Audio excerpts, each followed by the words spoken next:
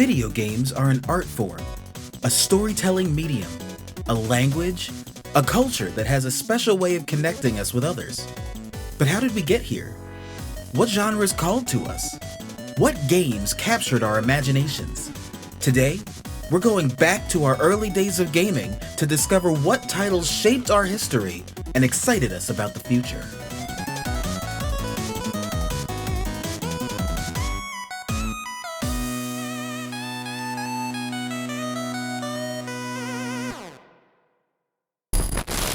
Everyone's journey starts a little differently. Some of us were introduced to games by our family. Others discovered them at arcades, convenience stores, mini-clip flash games in the school library.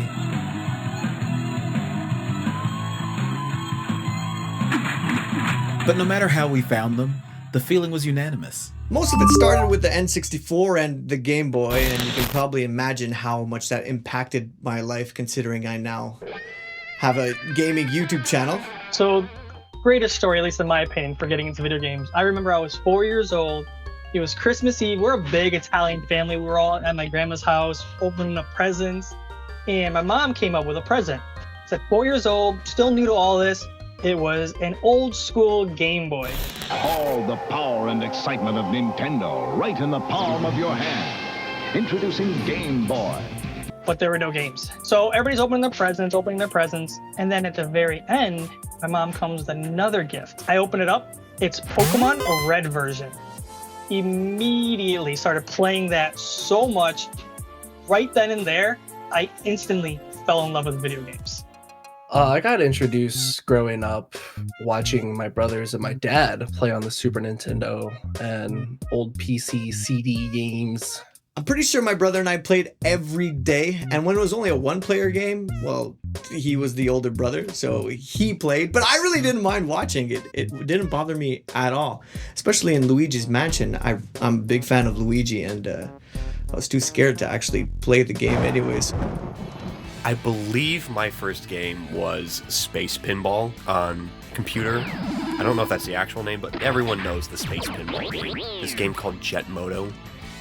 I believe it was on PlayStation and whatnot too, but we had it on PC. It's like this cool, like, ski runner sci-fi thing. I remember watching my brother play that a lot. A lot of watching with my first video games. It was that, and I have this very specific memory of watching my uncle play Doom.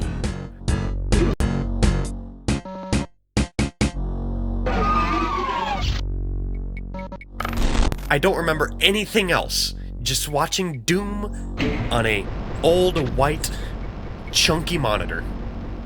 You know the one. I mean, I was around video games most of my life. My uncle played games on the PlayStation when I was a kid. I grew up. My parents had an NES and an N64, so I grew up playing those. I got a PS2, and then I was like starting to remember what I played as a kid, like Vice City, Legacy of Kain, Soul Reaver. And then that's where like I jumped to the retro category on Twitch and started looking at people on there, and they were like playing on CRTs, and then just bro, that whole feel of it, man. Like, video games for me started basically kind of before I was born. My mom used to play Super Mario Brothers a lot when she was pregnant with me, and she would scream whenever she got hit with a Koopa or fell in a pit. So my dad would be like, "You're scaring the baby." I was also held in for the Grammy, so that may be why I like music too. Games that I loved. I think my first game was, what was it called? Tonka Raceway, like Tonka trucks. I think I liked that, but only because it was my first game. But like games that I really enjoyed were like Mario Kart Super Circuit or Mario World, WarioWare. Very bright and colorful games. All Nintendo, weirdly enough. I think I stayed first party a lot on the Game Boy Advance. Pokemon Fire Red was like the first Game Boy game that I ever played. Final Fantasy Tactics Advanced was also a good one for a while. Pokemon Emerald was the first Pokemon game that I ever bought with my own money. To this day, I still talk about Pokemon Gold and how much it impacted me. In fact, I bought this Ho-Oh figure thing to build just so I can display it somewhere where there's no space. I am in love with SmackDown vs. Raw 2008, 2007, I think it's WWF, Here Comes the Pain. I would destroy everyone with Goldberg. I was so cheap in that game, but it was so fun. It's so worth it. I played Twilight Princess on the Wii, beat it, and just the whole time I was like moving my arms around it. I'm like, because I was like, man, I should have kept my GameCube game. Because I had the GameCube port and I sold it, and then the Wii port was way cheaper, and then I was like, the first one I bought with like my own money was Spyro 2 Ripto's Rage. That was my very first game I bought with my money, and I felt so proud of myself. It's the best Spyro game, hands down. It's simply, the only other Spyro knowledge I had was watching my uncle play the third one, but the second one, there was something about the world. Some of my favorite games are definitely Kingdom Hearts and Final Fantasy. I love those games so much. Street Fighter 2, Wizardry 4, which is basically a D&D game. You build a party of 6, and then you go into this dungeon that has 99 floors, I believe it was. Final Fantasy 2, which is now Final Fantasy 4. My parents already had an Atari and a Nintendo in the house before I was born, so there was like Brick Breaker and Super Mario and the older type of games. I used to play this game called 1943, which is basically an arcade shoot 'em up. You were a warplane, and you just sort of fly forward. Yoshi's Cookie is kind of like Tetris or Candy Crush mixed up, but with Yoshi. I used to play Astyanax a lot. I don't remember how you say it. A boy gets isekai'd from his high school into a fantasy realm, and a fairy's like, you gotta save the princess. I love playing those like fantasy games. My parents weren't the type to tell us to stop doing what we loved, so me and my brother played a lot of video games to our heart's content. It wasn't our whole life. I mean, we were still playing hockey at the time, so we were physically active. And my parents figured it wouldn't do too much about our schoolwork because my brother was like a straight A student, and I probably wouldn't have done the homework anyways. If we fast forward a bit, video games was something that I wanted to talk about and didn't really get to. Middle school, friends were not as into video games as I was. Early on, I have more memories of hanging out with friends than playing games with them until home console era of my life, which was the GameCube. Some games, mostly like the Jumpstart games, are what helped me learn in school. I played the humongous games a lot, like Pajama Sam, Freddy Fish. I was a huge Putt-Putt fan. I remember many a Mario Party and Mario Kart. Oh, it's if you spam it. Oh, I see you. Why are you going right behind me, my dude? Do you know what game we're playing? Not so much, and Smash, Melee as well. Wii U era, kind of skipped over, but then back into Switch in the internet. I feel like playing a lot more with people. But I've also very much been single player oriented. I feel like I'm finally branching out into more multiplayer games because I'm meeting people that play the same games I do. Holidays at my aunt's house introduced me to a whole lot of different video games. My cousin had a Super Nintendo, and he had a Genesis, and he had a PC. The grown-ups got to talking, and then I was able to go. I loved Legend of Zelda. Final Fantasy Mystic Quest was my first Final Fantasy ever, which started a whole thing. I think I was just always interested in that sort of storytelling and that fantasy aspect from like way back. We're talking like Barney, Adventures of Gummy Bears. You gotta blame Saturday cartoons for most of our love about the video games, because that's when they were playing Pokemon, Sonic, and Yu-Gi-Oh! And let me tell you, those three things have really taken over my bank account, as well as my... In fact, I'm wearing a Millennium Ring on my ear. Can you guys see that? That's the Millennium Ring. It's weird, because the Millennium Ring is not a ring. It's actually a necklace, but I found it as an earring, so I said, yeah, you know, that's pretty cool. The reason I got into Star Wars was because of the OG Battlefront back in like 2000, I think it was.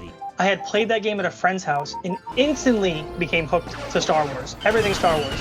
So I kind of like touched up more on the series, like the movies, the story, the lore, and other games, and it just kept growing and growing from there. And I think that's really cool. A lot of my hobbies came from video games. Younger me was obsessed with Battle for Bikini Bottom. Help SpongeBob, Patrick, and Sandy foil Plankton's evil scheme to take down Bikini Bottom. I remember getting my PS2 on Christmas Day for my grandparents. Me and my brother unwrapped the PS2, and the first words out of my mouth were, "Mom, can we go get Battle for Bikini Bottom?" The first Twister game on the PC, and that was the first game that ever made me really angry, because I still to this day cannot beat that game. My grandparents had one for when we would come to visit, and they had like Pink Panther. It was a movie turned into a game. Gremlins? Yeah, there was a game that they made on that, and that was fun.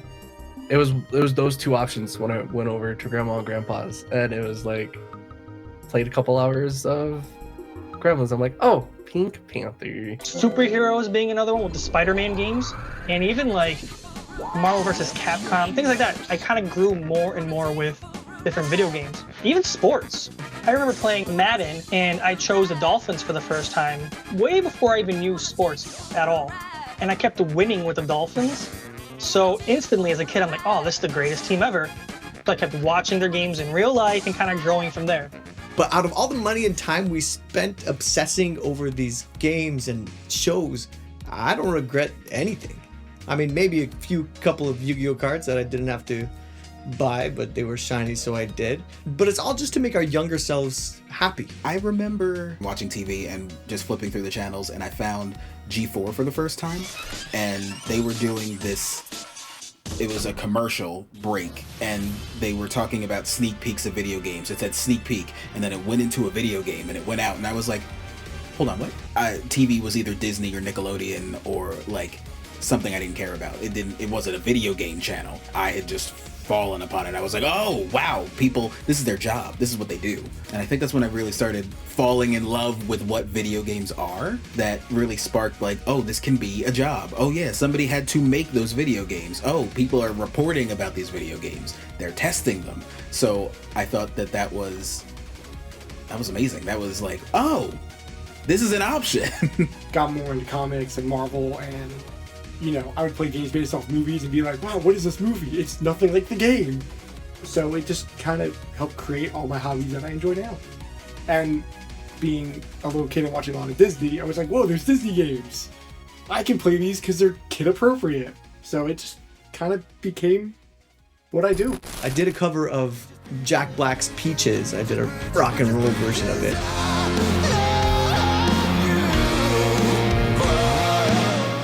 And it's just funny to see how all of this stuff intertwines with each other. Every skill that you have somewhere, you can put it in. Really like to do YouTube now. I like to play different games and sort of create an experience for other people to watch, especially if they've never played the game. I kind of want to be able to create what G4 was doing and sort of stepped away from and fell apart doing. I want to create programming that sort of bridges the gaps between people. If they have any sort of inkling about Pokemon, if I do a video on Pokemon, they want to watch. I think that's fun to build that kind of community. I think that everybody in the world loves games somehow in some different way. So if I'm able to talk about it and they get like a moment of entertainment from it, I think that's fun, and I think that's worthwhile. A good like 85% of the friendships I have were made through video games. It was just an easy way, specifically, like, especially during COVID, it was just a really easy way to connect with people. And it's like the friend circles that I did have in school, we played a lot of games together too, which kind of helped like solidify and grow the bonds with them. That was kind of a big thing, because I don't think I'd be as close with the people I'm close with now if we didn't have those experiences together. One thing is clear.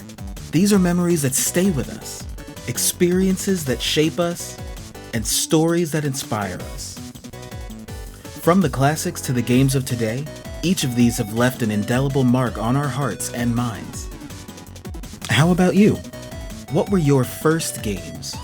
Stay tuned for more episodes, where we'll dive into the enchanting world of RPGs, the bygone days of arcades, and more. See you next time.